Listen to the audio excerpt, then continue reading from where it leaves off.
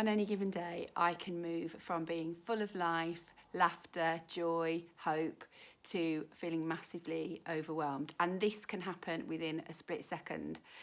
I think you've got the constant news that we are barraged with that's pretty negative most of the time globally.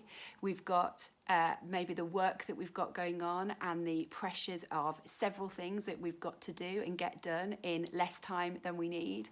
We've got friends that we want to be available for, diary dates, things to try and fit in, people to see. We've got the disconnection from loved ones that we'd like to be with at the moment, and family pressures. For me, I've got children who have a huge amount of needs, both with homework and admin and things that they're involved with, their emotional needs.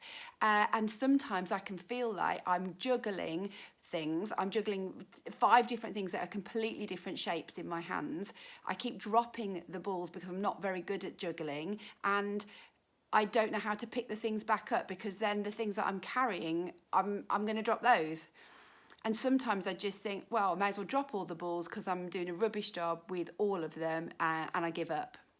And I suppose I just want to say this is real, and this is common, and this is many of us. Many of us who are juggling several responsibilities feel like this most of the time. And I just want to simply say, you're doing a good job. You're doing the best you can in the day that you are in. But just a couple of simple tips. We need to try and do one thing at a time. I am like queen multitasker, and I'm learning it actually isn't a very good way to work. Do the big and important things first, both for yourself and your emotional well-being, for those that you love, and also the big pieces of work or projects you've got going on before you move on to the other bits and bobs.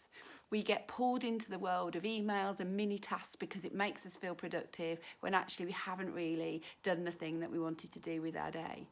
And the suggestion I would give you is to get out on paper the stuff that's in your head and try to see it for what it is, because sometimes it's not as big as we think.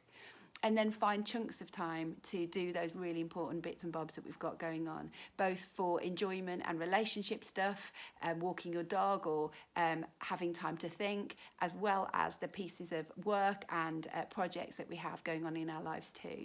And find a space and a time for those things to happen, rather than sitting in your head and you're thinking, I just can't get any of this done, and actually being less productive because of that sense of overwhelm. And there are only so many hours in a day, and there is only so much that we can get done. And I think we need to make peace that those quiet days don't really come, and we have to carve out the time if we're going to make it happen.